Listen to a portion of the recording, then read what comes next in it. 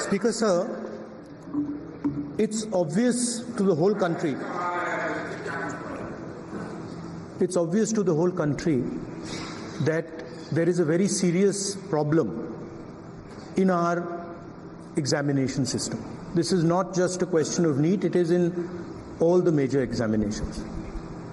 Now, the minister has blamed everybody except himself. Right? I don't even think he understands the fundamentals of what is going on here. आप प्रश्न क्या है आपका? आ रहा हूं sir ये मैं क्वेश्चन को सेटअप कर रहा हूं। इसने प्रश्न पूछा है। ये the issue is that there are millions of students in this country who are extremely concerned at what is going on and who are convinced that the Indian examination system is a fraud. That is what is at stake here. Millions of people believe that if you are rich and if you have money, you can buy the Indian examination system. And by the way, and this is the same feeling that the people in the opposition have. And that is why we are asking some very simple questions to Honorable Minister. Number one, as this is a systemic issue, what exactly are you doing to fix this issue at a systemic level? Yes. That's the first question. Okay. Question में चल रहा है please. अब मैं मंत्री जी मैं एक बार बोल दूं इस बात पे। चलो मंत्री जी आप शॉर्ट में जवाब दो, फिर मैं बोल ही देता हूं। आज आप शॉर्ट में जवाब देना प्लीज। अध्यक्ष महोदय, मेरे जो शिक्षा है, मेरे जो संस्कार है, मेरे जो सामाजिक जीवन है, मेरे को मेरे राज्य की, मेरे सूबे की जनता की स्वीकृति मिली है। मैं किसी की, मेरे बौद्धिक और मेरे संस्कार की सर्टिफिकेट मेरे को सारी सदन में किसी से नहीं चाहिए।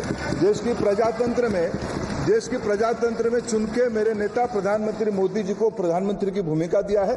मैं उनकी निर्णय से यहाँ उत्तर दे रहा हूँ सदन को। बाकी ये कहना चिल्लाने से सच झूठ नहीं हो जाएगा साहब। ये जो कहा गया देश की अभी की एग्जामिनेशन सिस्टम रबिश है सर, इससे दुर्भाग्यजनक बयान देश की नेता प्रतिपक्ष का कुछ नहीं हो सकता है सर। मैं कठोर शब्द से इसको निंदा करता हूं। बाकी रहा, मैं सर आपके सामने, आपके माध्यम से देश के सामने सर एक तथ्य रखता हूं सर। जिन्होंने रिमोट से सरकारें चलाई है, 2010 में 3 बिल लाया था सर शिक्षा सुधार के लिए। उन्हीं की पार्टी के नेता आदरणीय कपिल सिब्बल साहब 3 बिल लाए थे। उसमें से एक बिल था एजुकेशन, उसमें एक बिल था prohibition of unfair practice bill 2010, जिसकी उद्देश्य एजुकेशन इंस्टीट्यूशन में माल प्रैक्टिस को बंद करना।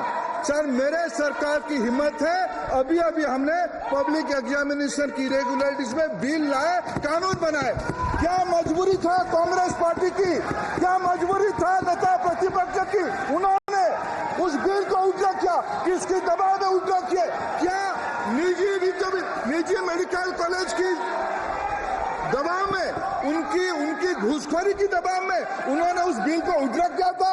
सच सुनने की सामने है ये। मैं किसी की विद्वता पे प्रश्न नहीं उठाता हूं, लेकिन सच 2010 में शिक्षा सुधार की बिल उन्हीं की सरकार ने लाया था, दबाव में उन्होंने उधर किया। ये हमको प्रश्न पूछते हैं। एक मिनट प्लीज। मैं सबको मौका दिया, सबको एक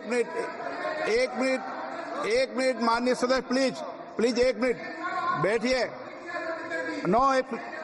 प्लीज बैठिए। आप पहली बार, हाँ 1 मिनट।